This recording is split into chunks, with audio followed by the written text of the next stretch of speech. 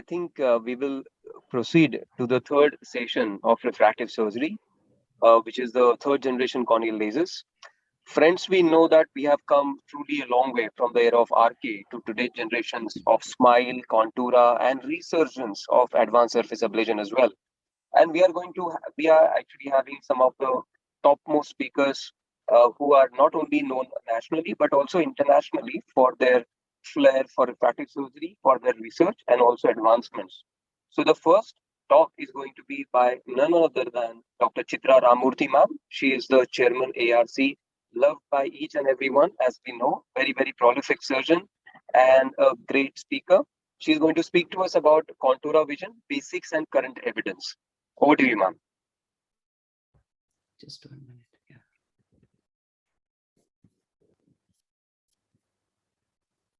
You can see my slides? Yes, ma'am. Yeah. First and foremost, my great deep felt thanks to Moscon, Ragini, and Vardhaman for including me in this wonderful session. I did attend the part of the last session, and I found there was still so much to learn and so much of clarity in everybody's talks. So let me tell you what more is new coming up in laser vision correction, more in relevance to topography guided treatments. So taking you further, what's happening? So we are all familiar that this is how our history started off, like plano scan, when all we did was flattening the cornea or steepening the periphery. And then we realized that we could do a little more touch up and treat the higher order aberrations and thus treat the eye as a whole. Then we thought of doing optimized corrections where we would make it a more aspheric cornea with some extra pulses in the periphery to correct the spherical aberrations. Then we thought, why not do something on the surface? Because after all, when you're doing laser on the surface, we need to do it topo guided. And then why not do it on a normal cornea too? And then we thought, why not do it based entirely on topographic refraction? After all, that is what is showing the defects of the cornea. And then we realized, no, let's not get so aggressive. Why not do halfway? And then finally came the 4Cities platform. So when we looked at the old version, all that we had was just an earlier version of the TOMIs and the surface irregularity and asymmetry index and the ultrasound Paki. And we thought we were doing fairly well. And when the wavefront guided treatment came, we thought by that time we had ways of measuring the refraction of the eye as a whole with the aberrometry. And why not? We treat the preoperative aberrations of the eye along with the refraction. But what we didn't do was we did not correct the aberrations which we were actually creating during the treatment, nor were we doing anything about the Q value or the peripheral corneal aberrations. So it appeared as if they can only get better, but there had to be more to it. So then why not do a customized laser treatment based on the K value and the refraction, give those additional pulses in the periphery, which would minimize the spherical aberrations which are induced by the treatment, thus keep the cornea more aspheric, but we were not treating the pre-existent aberrations.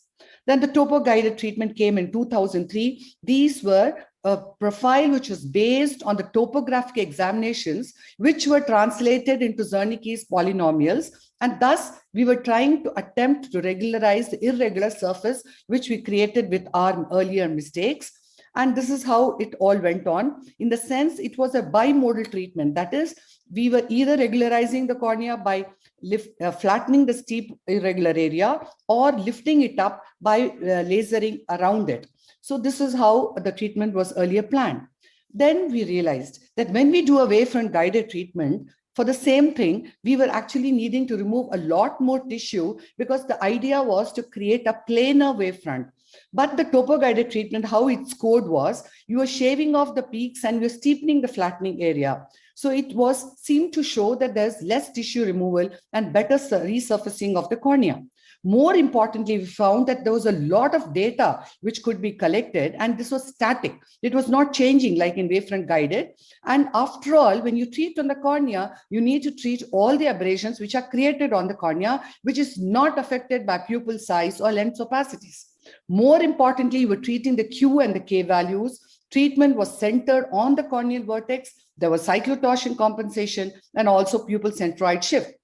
So then, Alcon guys went on to FDA. Then they thought, why do we have to treat only abnormal eyes? Why not we treat the primary eyes? And then they did a Contura treatment for normal eyes and found that 90% of them did 20 by 20 or better, 70 did 20 or 16 or better, and 30% did 20 by 12 or better.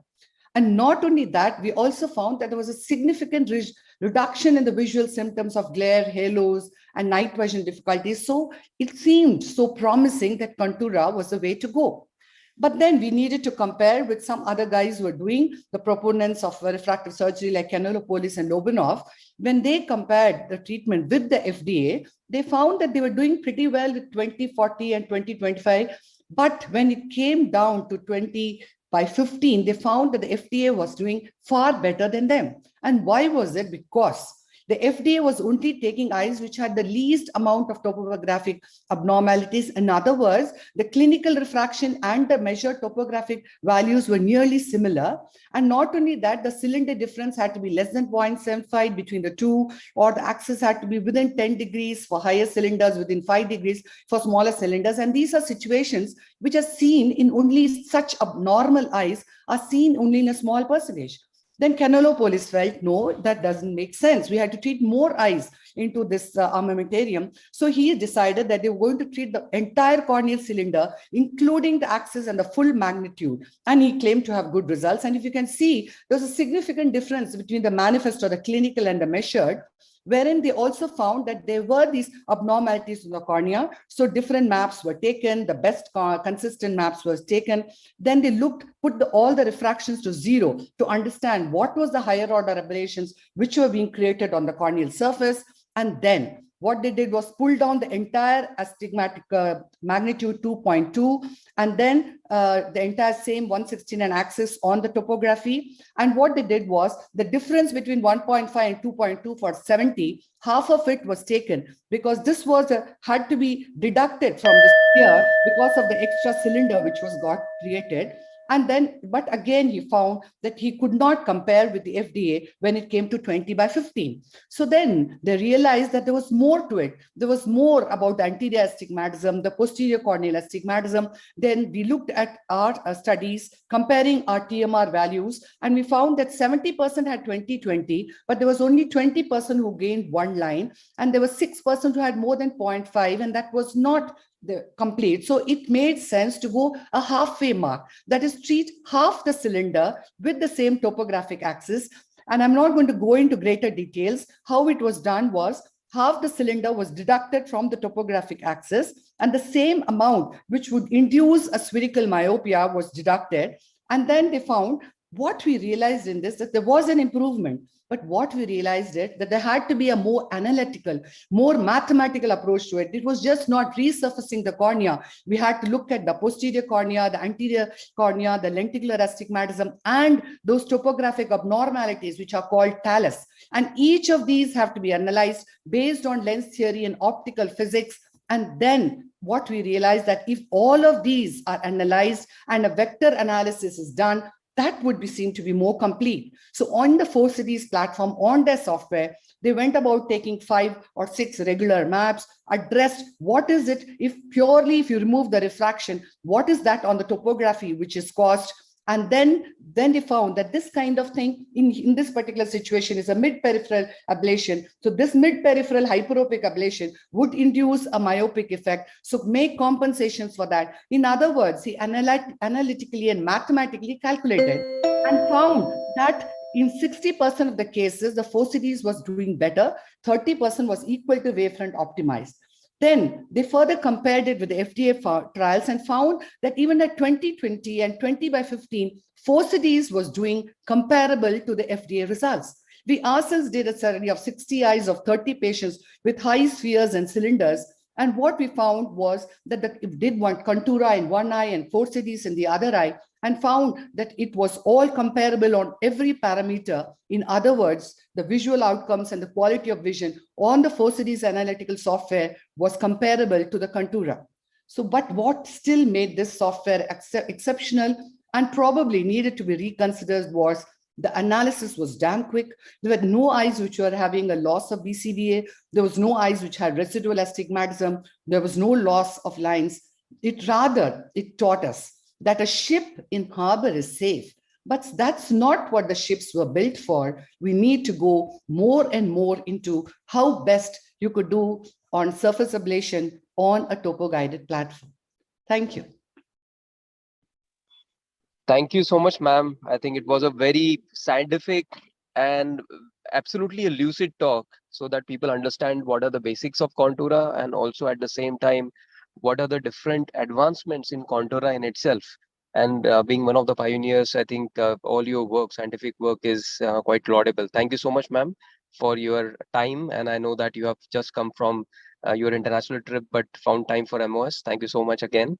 And we would like to also welcome the other speakers, very eminent international figures, Dr. Rupal Shah ma'am, Dr. Mahipal Sachdev sir, Dr. Rohit Shetty, as well as Dr. Maskati sir also to be there as speakers. And now I'm going to start with my talk, which is going to be about the other advancement in the corneal laser procedure, which is SMILE, my preferred way of performing a minimally invasive refractive surgery. So can I request Priya to please share my screen?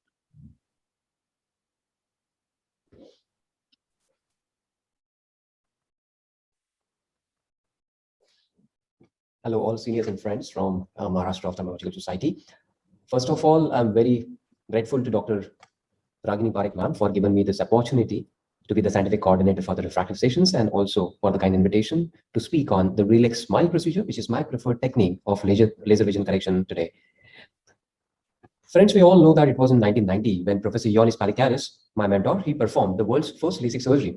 This surgery completely revolutionized the laser refractive surgery all over the world, and that was basically because it gave rise to extremely fast visual recovery with a great amount of Bob effect, a considerable stability in the outcomes without much pain. So that was the basis for the popularity of this technique. However, this technique required a creation of the flap. In those times, this flap was created with a mechanical microkeratosis.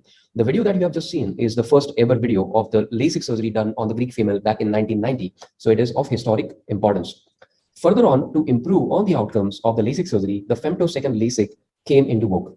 The femtosecond LASIK involved now use of the femtosecond lasers as a flap maker, which was very, very precise as flap making tool. And once the flap was created, this was followed by ablation with the excimer laser to treat astigmatism, myopia, as well as hyperopia, and then the corneal flap was put back in place. This improved the safety and the efficacy of LASIK procedure. However, it still had the nagging issues of flap complications in the form of micro and macro striae, flap dislocations, epithelial ingrowth, and more importantly, also dry eye. Along with that, it was also seen that the excimer laser itself loses its efficacy when we are treating very high myopic patients, especially if there is a fluctuation in the temperature as well as the moisture in the environment. Therefore, as the Thomas Edison says, there is always a better way to do it, and we have to find it. The emergence of femtosecond laser itself for laser refractive surgery, but more importantly, to perform the RELEX SMILE procedure, completely revolutionized the laser refractive surgery in the last half a decade or so. So this laser is a patented Visumax laser by Carl Zeiss. This works on the principle of photo disruption. So when the photo disruption is performed with these lasers, precisely these laser beams are focused inside the corneal tissue. At its focal point, the tissue is disrupted and a small bubble is created. By placing these bubbles next to each other in a specific pattern, it is possible to create a cut of any shape, size, and dimensions. So this became the basis of the SMILE procedure. Before the SMILE came into vogue, there was a femtosecond lenticular extraction procedure, which was done by the same laser, in which first a lenticule was fashioned with the help of the femtosecond laser. The dimensions of the lenticule as well as the thickness of the lenticule depended on the refractive error to be corrected, and then a flap was created. At the end of this, there was a side cut which was made, as you can see. Once the flap was lifted up, then the lenticule was just peeled off. So this basically removed the requirement of excimer laser, but still required a flap, as you can see. So this was called as the flex surgery. Flex surgery is largely known as the precedenter of the SMILE. So what is SMILE? Is a small incision lenticle extraction. So what we have seen in flex, there was a lenticule created. So again in SMILE, the lenticule will be created exactly the same way with the help of the Visumax femtosecond laser. So as you can see, this is the posterior cut which is being done in the animation, which is followed by the anterior cut. At the end, there will be a small incision which will be created, which is typically ranging between 2 to 3 millimeters. And from the small incision, the lenticule is then dissected out very gently. So as you can see in the middle video, which is the live video of one of my patients, you can actually see the posterior cut is already made, and now we are creating the anterior cut. After the anterior cut has been performed, this will be followed by again the small incision. And once the small incision is performed, basically, we have to go and make sure that we dissect the lenticule very well. So just to show you this, so now we are trying to go inside and delineating the upper and the lower layer of the lenticule. Now we'll be going ahead with a spatulated instrument in which you should go first above the lenticule. Make sure that very gently you're dissecting the upper surface of the lenticule, which is also known as the cap from the lenticule. It has to be done very gently. As you can see, if your laser energy is optimized very well, the dissection is very smooth and very easy. This is going to be followed by your entry posterior to the lenticule. And now the lenticule is going to be fashioned and it is going to be dissected very gently. As you can see, I have left a small uncut area, which is going to be used when we peel off with the help of the forceps. Now this is the forceps which is being used. Now this forceps will kind of create a rexis kind of movement and remove the lenticule. Now once the lenticule is removed, your procedure is over. So basically, in the initial studies which were published by Diane Reinstein, he compared the SMILE with the femtosecond LASIK, and he has shown equal amount of predictability in SMILE and LASIK both. However, SMILE having slightly better predictability in higher refractive errors. The efficacy of treating variety of refractive errors to achieve uncorrected distance visual acuity of 20/20 was seen to be similar in SMILE and LASIK surgery, and the safety overall was also seen to be similar in SMILE and LASIK surgery when it comes to the visual optics. However, it was seen that SMILE does demonstrate several other advantages over the femto LASIK, and the first and foremost being that there is no flap to get displaced. So basically, there are going to be no microstriae, no epithelial growth now because it's a flapless procedure. SMILE also is known to give better quality of vision as compared to the femtosecond laser because your centration now in SMILE is on the visual axis. As against the femtosecond LASIK surgery, the entrance pupil, the center of the entrance pupil is the visual target. So in SMILE, usually it is on the visual axis, therefore it is known to be closer to what should give rise to much better quality of vision. This has been proven and also published by Professor Walter Supendo, who was actually the first surgeon in the world to perform SMILE. So he did a topographic analysis of centration of the treatment zone between SMILE and femtosecond LASIK, and he has actually demonstrated that the SMILE has much better centration as compared to the femtosecond LASIK procedure. It is not only the centration of the treatment which is better in SMILE, but it is also the extent of the treatment which is better. As you can clearly see in SMILE, the extent of the peripheral flattening is very, very smooth. However, in LASIK, you will see this kind of amoeboid appearance in the periphery. That's because the laser typically loses the fluence when the excimer laser is used in femtosecond LASIK, and that gives rise to such amoeboid appearance. Because of the same issue, in excimer laser, you will see that there is induction of spherical aberrations, which are very common in LASIK surgery. But as against that, in SMILE, the optical zone is wider and the lenticule is aspheric. Therefore, the spherical aberration inductions are actually seen to be relatively lesser. This has been published by Yang et al., who compared the visual results after SMILE and the femtosecond LASIK and has shown lower induction of higher order aberrations, especially the spherical aberration in SMILE as compared to the femtosecond LASIK surgeries. But for me, one of the biggest advantage of SMILE, of course, remains as much better maintenance of corneal sensations, less induction of dry eye, and less amount of corneal neuropathy. That is basically because in SMILE, we are going under the subepithelial nerve plexus, in which under that you are actually fashioning the lenticule and then removing it. Therefore, you are saving the subepithelial nerve plexus to the extent possible. As against that, in LASIK, you are cutting the flap through the subepithelial nerve plexus and you are possibly also ablating over it. Therefore, the studies have shown that in SMILE, the maintenance of corneal sensation is much better and the recovery of corneal sensation is also much better than in LASIK surgery, which has also reflected in both objective as well as the subjective maintenance of the dry eye parameters, which are much better again in SMILE as compared to the femtosecond LASIK. There is one thing, although that is not very convincing, is the corneal biomechanical strength, which mathematically seems to be better in SMILE. However, the studies have not been able to prove that yet. Therefore, for today's common purposes, we would say that SMILE and LASIK surgery in terms of biomechanical strength should be pretty much similar. However, in SMILE, there are other benefits, including no stromal exposure and no need of interface irrigation, so less possibility of DLK and infections, much faster single-step and single laser procedure in SMILE, and the lenticule that we are actually removing from SMILE, you can implant this lenticule to treat other issues in patients, including hyperopia and keratoconus as well. However, the current limitations of SMILE are that if you want to enhance these patients, you have to convert them into a flap with a circle software, or you have to convert them into a surface ablation in the future. Hyperopia is still under trial, and it is still not able to show convincing results for hyperopia itself. The learning curve is relatively steeper, but it is easy to master if you actually plan it well. So the beauty of SMILE is that it has given us the advantages of both surface ablation in the form of stability, flapless, and less possibility of ectasia. The advantages of LASIK, including fast recovery, no pain, and no haze, and reducing the disadvantages of both of them together. Therefore, from the era of RKA till today's era of SMILE procedure, we have really come a long way into a beautiful, gentle procedure like a butterfly in the form of RELEX SMILE. So I would like to thank again all the panelists, all the viewers, and also the Scientific Committee of Maharashtra Ophthalmological Society. Thank you again.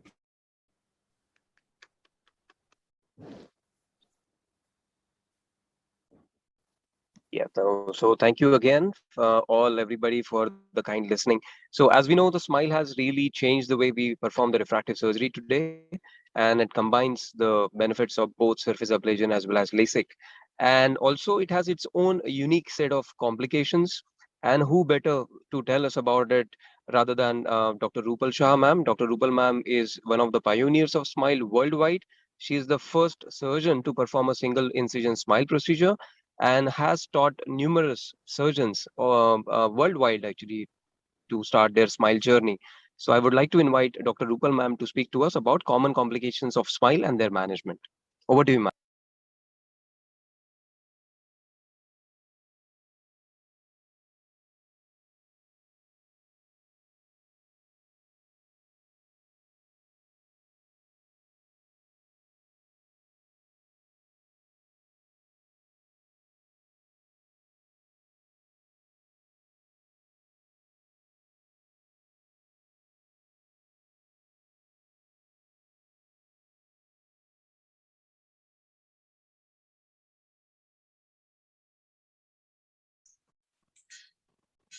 Thank you, Vardhan, both for the invitation to be here and also for a very generous introduction.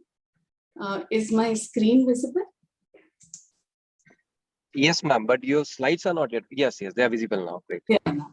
So at the onset, I would like to thank my dear friend Ragini for the wonderful organization as well as giving me this opportunity here. And Vardhan, I hope you have caught your breath now. You were almost like a marathon runner here.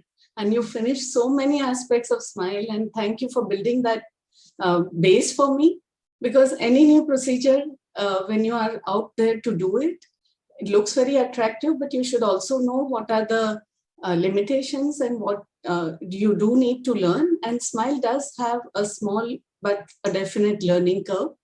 I am a consultant for Carl Zeiss, and as you rightly pointed out, I had this opportunity to study this procedure in its infancy. Rather than saying complications, I would say that we have special situations which you do encounter when you are trying to do the SMILE procedures. And all that the videos that I'm going to show are from the first 250 eyes that we've done.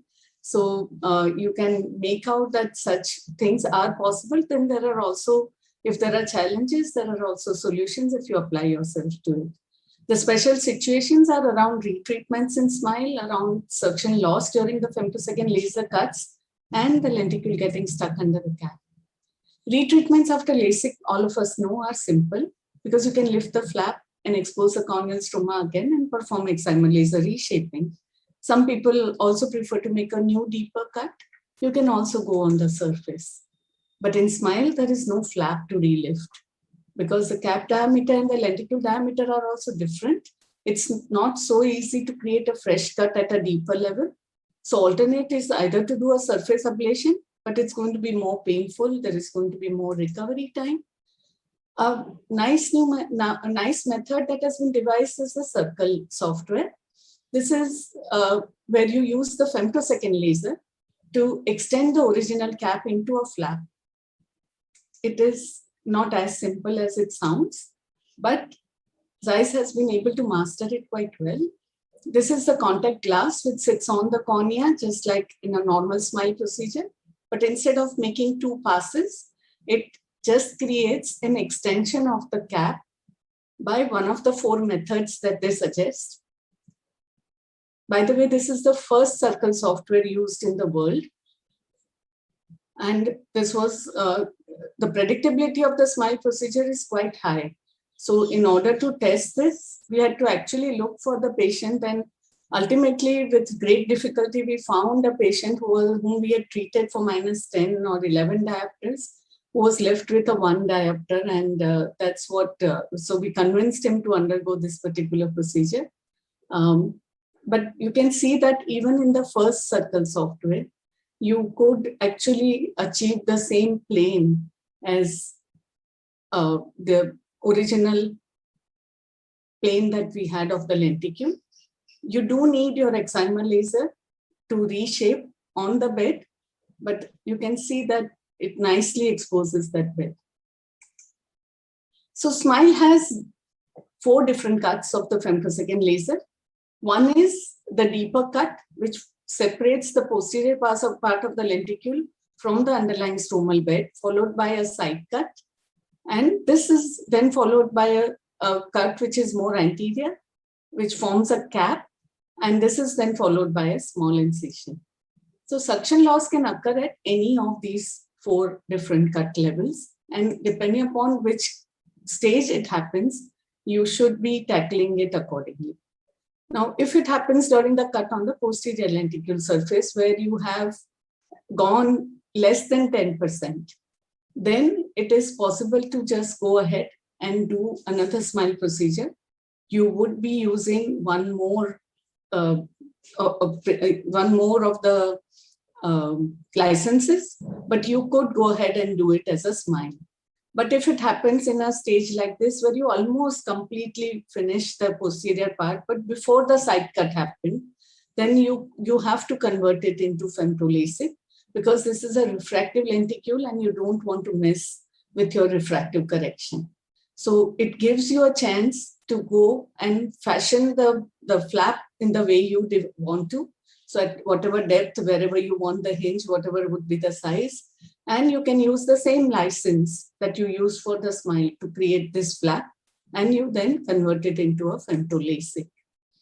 If the suction loss happens while you are on the less than 10%, then you could just go ahead and treat it again as another smile procedure by feeding in again. What happens when you get a suction loss? When the anterior lenticular surface cut is happening.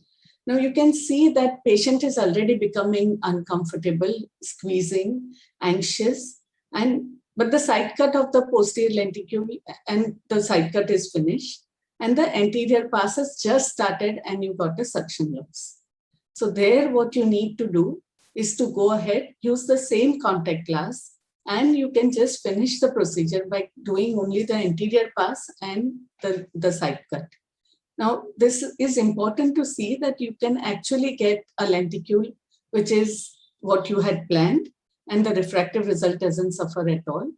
It's a good idea to use the same contact glass and not spend too much time. You may wait for a little while for the bubbles to get little cleared out, and your patient strength it wants to. But otherwise, you can get the same result. Same thing happens if you abort during the final incision. So here you can see that the procedure is going on pretty well. There is no sign of any distress, no anxiety, posterior lenticular pass done, side cut done, but now you can see the telltale sign of this water which is seen on the contact glass, and oh, and behold, just at the last moment, the patient moved and you had a suction loss.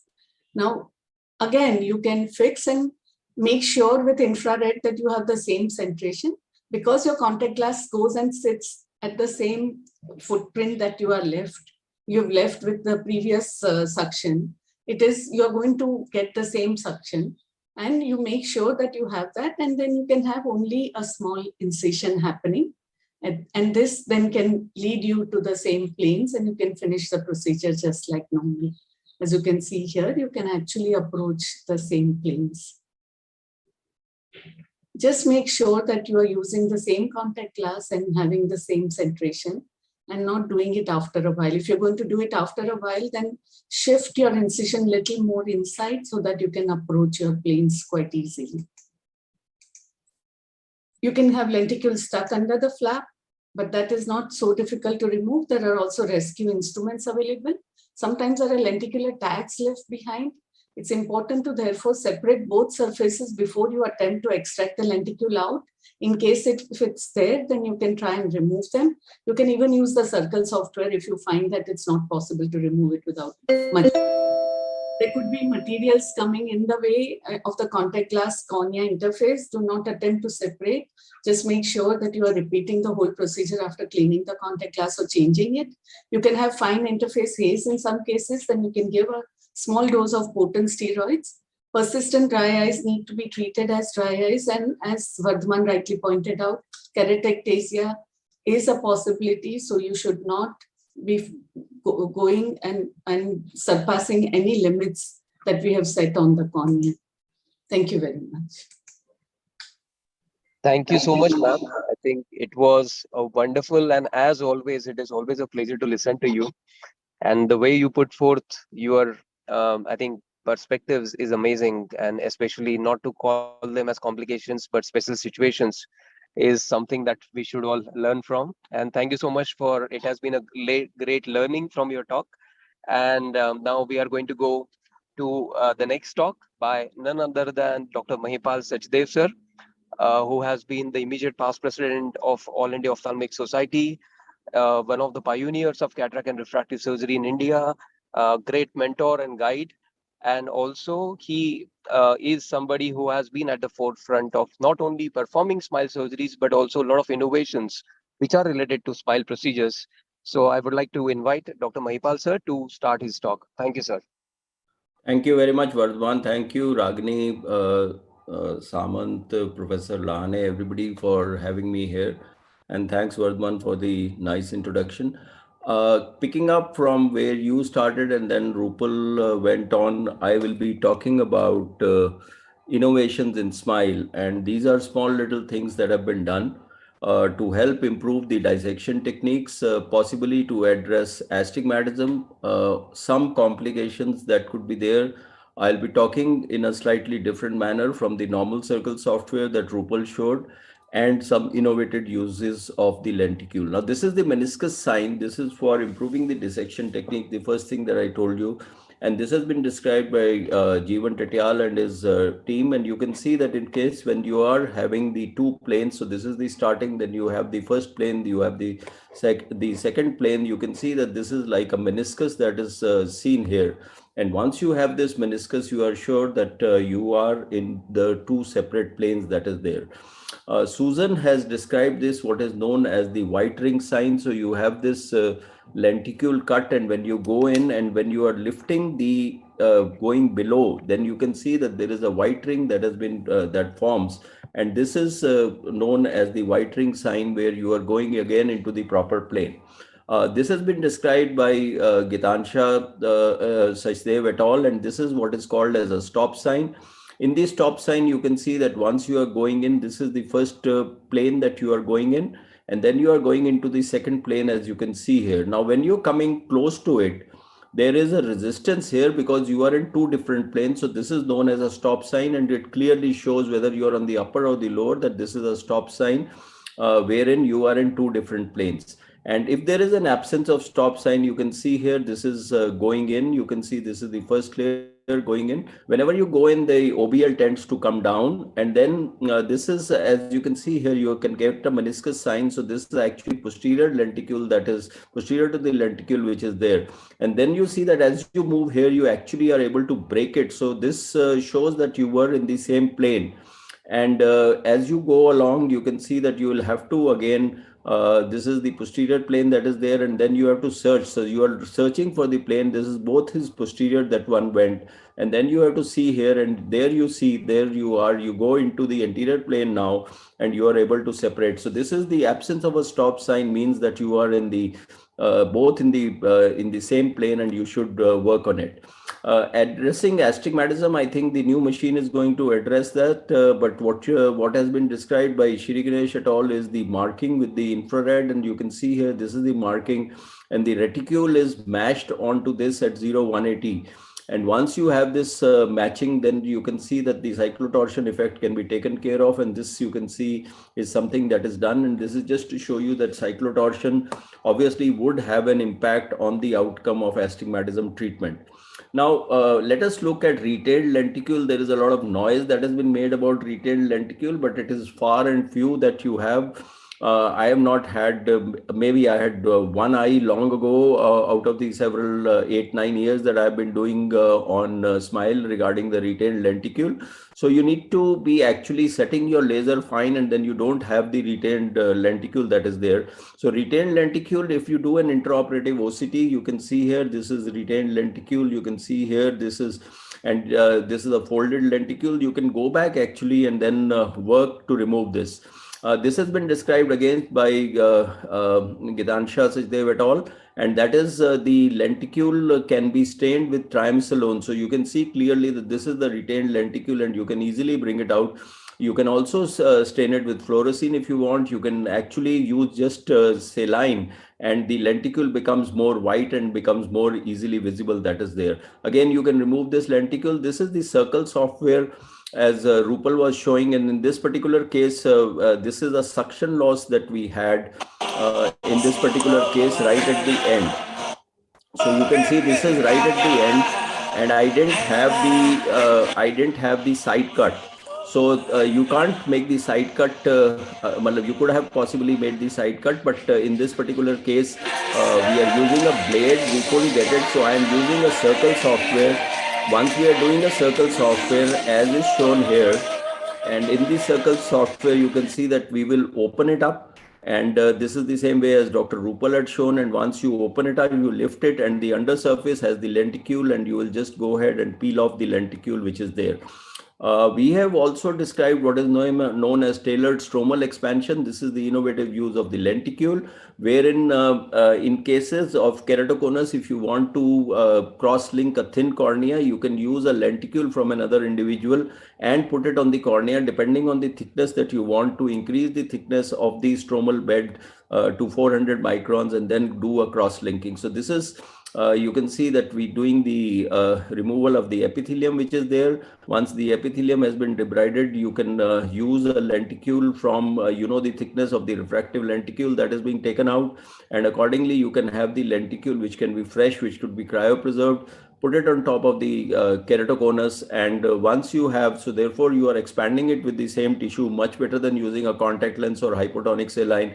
Though now you have adaptive fluence, which we still possibly don't have in India because it's an expensive proposition. You can go ahead and put the dye and do cross-linking. We have also reported in the American Journal of Ophthalmology the use of the lenticule for increasing the thickness in keratoconus patients, where an intracorneal ring segment has been done and the lenticule has been used to cross-link simultaneously. That is there. Shri Ganesh et al. Have described Philly, but I think the newer machines are coming out with the hyperopic nomogram also, and the femtosecond intrastromal lenticule insertion for hyperopia is something, and also has been described for the intrastromal insertion for cases of keratoconus, that is there. So these are a couple of the things which are essentially in the case of SMILE as small little innovations that has made the procedure of SMILE much better. As also we are looking at using the lenticule for even perforations, etc. If you have a lot of people use it for Desvetoseal, etc., you can do at that particular time to seal off these small little perforations which you can have with the lenticule of the SMILE. The SMILE lenticule can also be preserved. Rohit will be talking about it, and he's doing a lot of genetic studies on these to look at why there is ectasia, etc. in some cases and not in the other. But overall, I would say that SMILE is the procedure that all the companies are attempting to bring onto their platform. And there are the one version of SMILE is also available with Zimmer now, and there are 2-3 other companies that are working on establishing the lenticule extraction.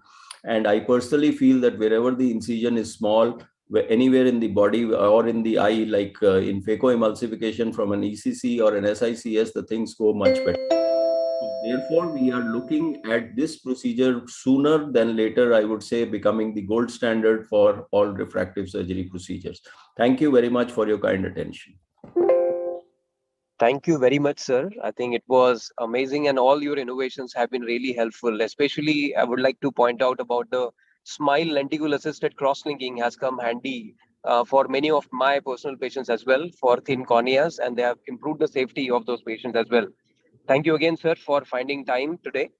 Thank you. And the next, we have Dr. Rohit Shetty, Professor Rohit Shetty, who is definitely one of the, let us say that researchers, scientists, as well as refractive surgeon at the forefront of global refractive surgical practice today. He has been somebody who has actually mentored a series and generations of ophthalmologists, and I think today is the time when his research has helped us not only in India but also abroad to change their practice patterns. So he's the best person to talk to us about what is the future of refractive surgery. Over to you, Dr. Rohit. Thank you so much. Vardhaman, can I interrupt for a second? Thank you, Vardhaman, for crafting these beautiful sessions. Thank you, Dr. Mahipal, sir. Thank you, Dr. Rohit Bhaiya, for being here. Rupal and Chitra ma'am and everybody. Thank you so much. And really a big thank you to Vardhaman for this beautiful, beautiful stalwart session. Thank you, Vardhaman. Thank you, ma'am. Thank you so much, ma'am. Sorry, Rohit Bhaiya, for interrupting. No problem.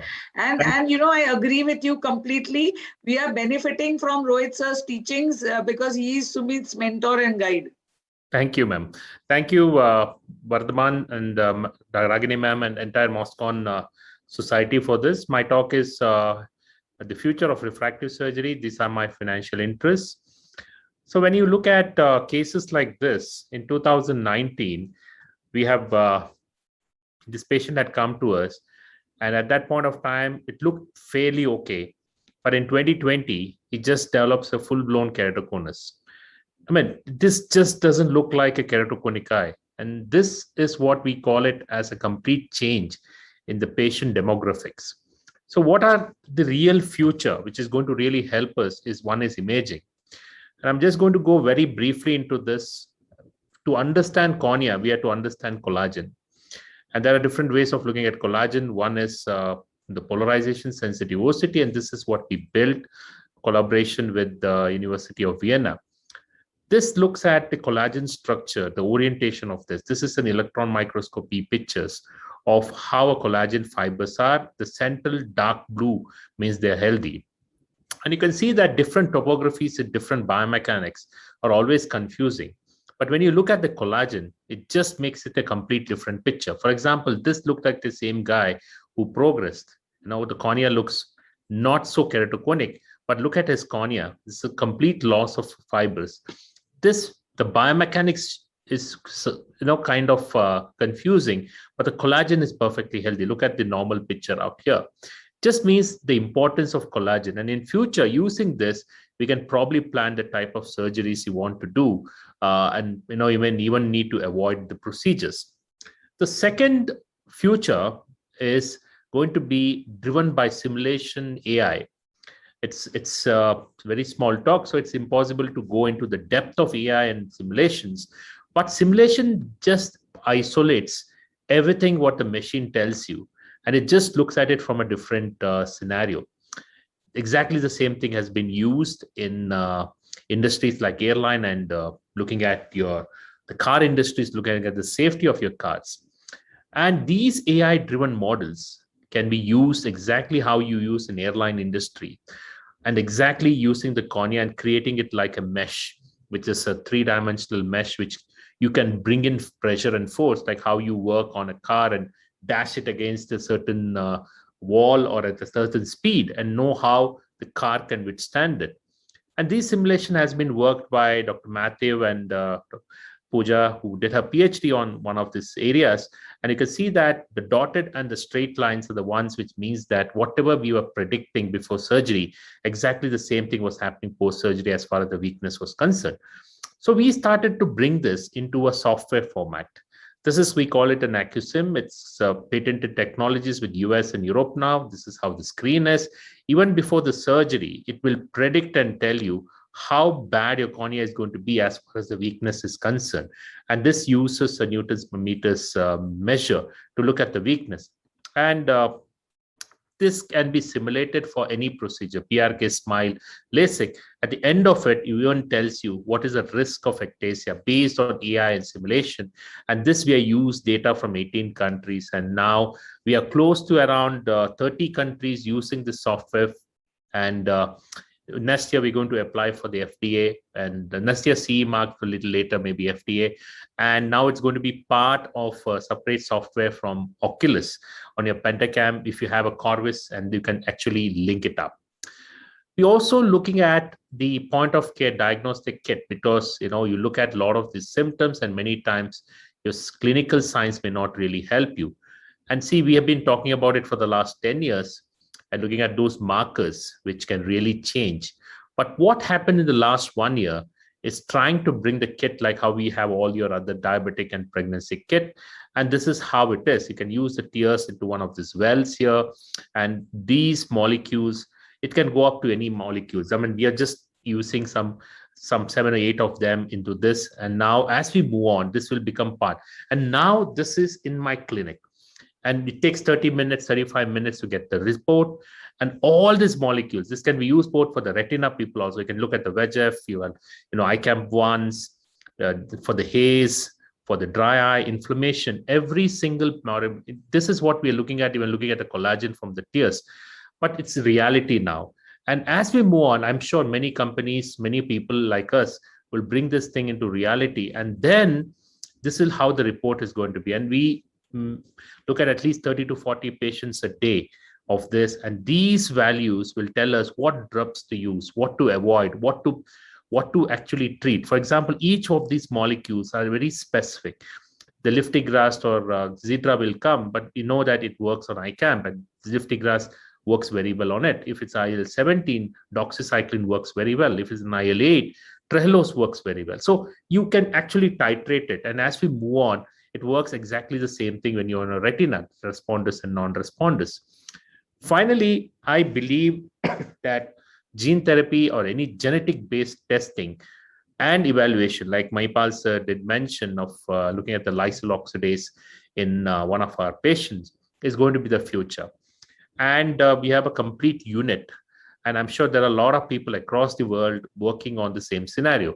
The question is, where does genetics come in refractive surgery? One of the major issues we have been facing is the ectasia. Otherwise, we would be doing LASIK for everybody or PRKs for everybody.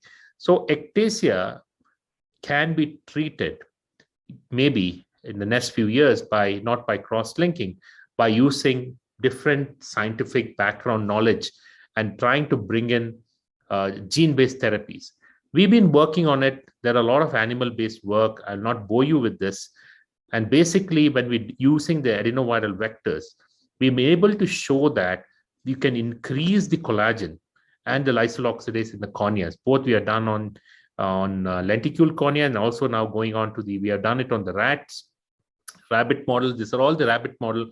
We're just using the drops of a specific targeted gene. We are able to change the collagen patterns. And hopefully, we are going to try to bring this, apply for clinical trials next year. And there are some safety trials to be done on animal model, which probably will be done in the next 6 to 8 months' time. And these are a few details of it about how the collagen and everything can be changed with your gene therapy. To summarize, it's the new imaging. AI is going to be the way. Holistic approach, point of care diagnostic is going to be the way to move forward. And I'm very, very hopeful that we will come out with things like drop-based gene therapies, which will completely change scarring. We're already looking at one areas of epigenetic modulators of so-called SAHA, which could probably be one of the first epigenetic modulators for scarring or keratoconus or post-LASIK ectasias. And I'm very optimistic that a lot of what you see is actually happening, not just taken from the book. And very fortunate to work with the brightest people in the lab. And these are the people who make these things happen, and all my clinicians who support me. Thank you. Thank you so much, Dr. Rohit. And I think the contribution by your Grow Lab in all your research is really immense. I would like to really congratulate all your team for all this amazing work, which we probably could see only perhaps happening only in the best institutes abroad. But I think we have our very own Narayan Nethralaya actually showing the way. So thank you so much. And thank you again for finding time today to be part of our MOSCON. Thank you. Thank you so much. So now, last but not the least, of course, is our own Dr. Quresh Maskati sir, the past president of All India Ophthalmological Society. He's going to speak to us about something which is very basic, but at the same time very important, is choosing an ideal lubricant. Over to you, Dr. Maskati sir.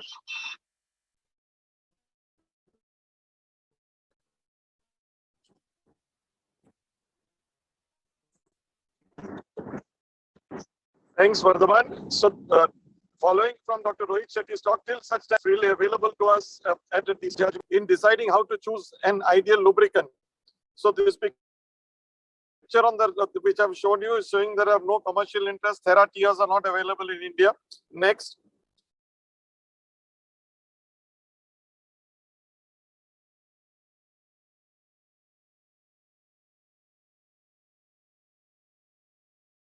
So I have no commercial interest in this talk. Unfortunately, no one paid me to. There are many lubricants available. Just like I come from Gujarat, we have the thali where we have a lot of things to eat and all have their place.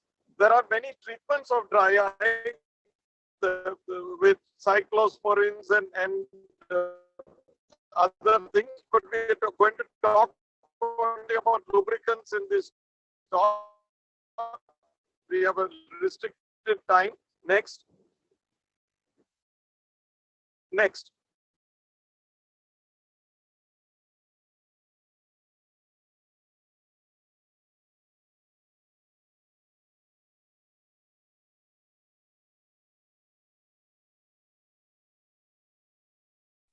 Sir, your voice is not clear.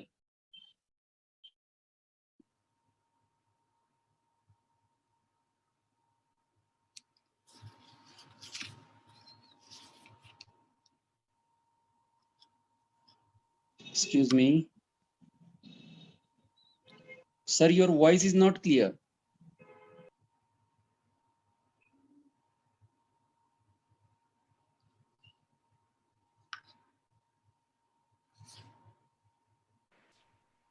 You are muted, Muscati sir. Hello. Hello. Can you hear me? Hello. Yeah, we can hear you. Dr. Yes, Muscati's slides will be projected by me because he's traveling. No, but And- he's muted right now. We can see. He needs to unmute. Yeah. So shall I share screen now? Okay, Yes, please yes. go ahead. Sir, actually, we from Numerotech are sharing the screen. Okay, Numerotech, please go ahead. Yes, sir, we are in slide 4.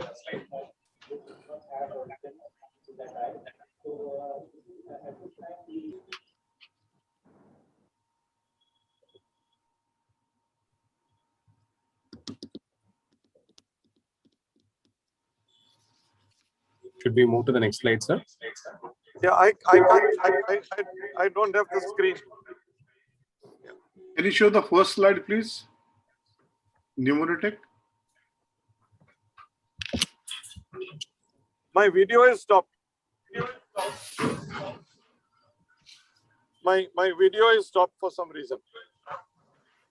Dr. Kuresh, your first slide is on now. How Yeah, to choose an... my video is stopped. So on my screen. Let me. Shall I read your slide so you'll have some reference?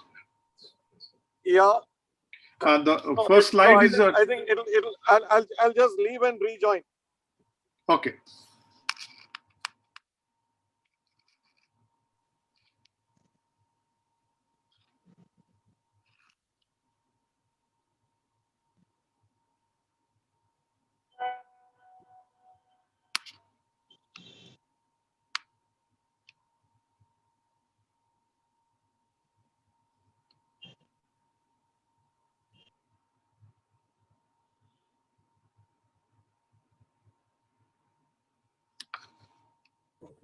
Okay, all good. Go ahead. Next slide.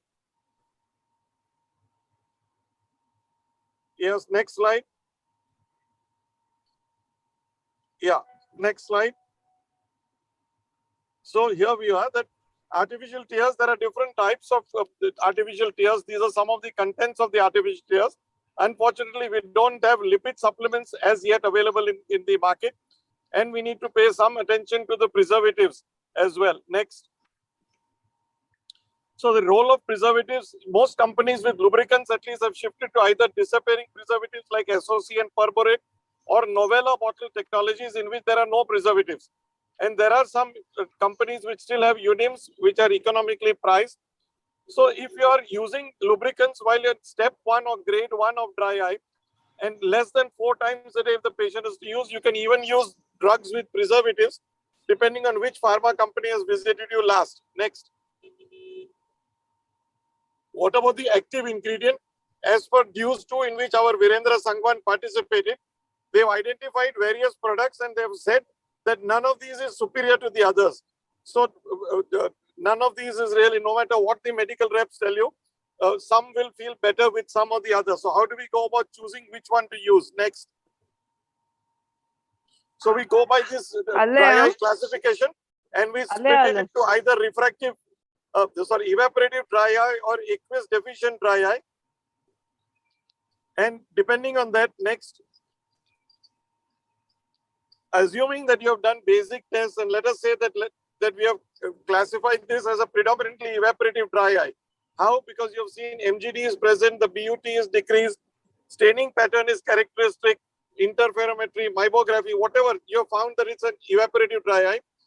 So please note that since we don't have any lipid specific layer which we would like to use, what will we use? I'll use a lubricant which will cover the tears, the aqueous component for the longest time. My first choice would be PG with PEG with HP Guar, that type of drops. Next. Dr. Quresh, may I stop you for 1 minute, please? Yes. Your topic is myopia control, why and how. Oh. No, okay, sir, this was the last wrong talk. Sorry? Sir, this was the last talk of the previous session. This is the last talk of the previous correct topic. Sorry. I'm so sorry. Okay, so why PEG PG with HP Guar? The reason being that it lubricates and it stays on the surface and the viscosity increases over time. So it forms a protective film. Next. I may perhaps add Trehalose over here because Trehalose will further increase the tear film thickness and it suppresses the inflammatory and proteolytic MMP9 and the other unpronounceable names that Rohit knows well. So I may perhaps add Trehalose in this as a first line. Next. So there is a huge bioprotective role of Trehalose. It is very underutilized according to me. It preserves the integrity of proteins and lipids, and it's the biggest anti-apoptosis agent that we have in our lubricants. It protects against hypoxia, anoxia, so it preserves cell life much more. Next. Next, yeah. Then sodium hyaluronate would be a good alternative because one great advantage of this is that because of its the rope-like structure, it's like a coiled wire structure. It can hold up to 1,000 times its weight in water. So it can really soak up the water and hold it very well. Next. It has both biophysical properties and biochemical properties. So it acts both as a drug and a medical device. I don't have the time to go into the details of this, but it's a very useful drug. Next. Mimetic property as well. So it gives you long-lasting retention. Next. It shows a significant greater increase in NIBUT compared to HPMC. So in a evaporative dry HPMC. Next.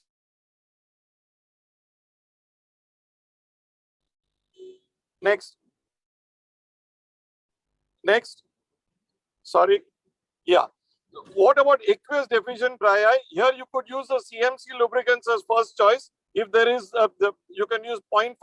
If the dryness is more, you can use 1%. CMC has the highest mucoadhesive force, but I would combine it with an osmoprotectant in these patients, which goes into the cells. They're tiny the molecules which go into the cells and hold the water in the cells. So instead of just using a CMC, use CMC with osmoprotection. Next. So use with osmoprotectants because the tear hyperosmolarity is combated by this and it prevents the sucking out of the water from the cells because the osmoprotectants go into the cell and hold the water in the cell there. Next.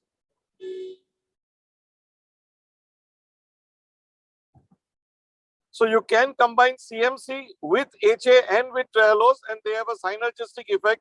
It's published in the BMJ. Next.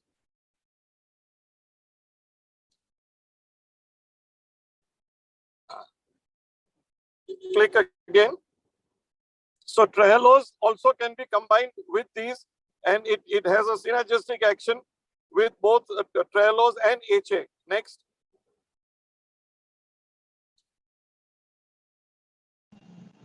Next.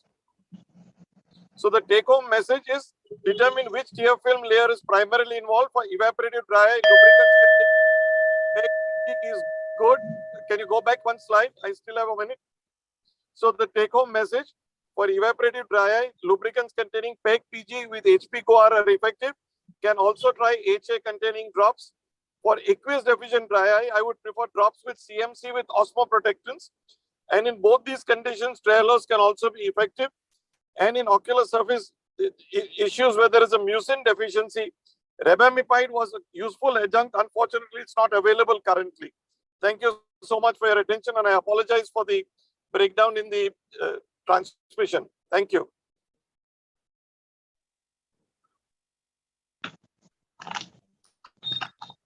Hello. Thank you.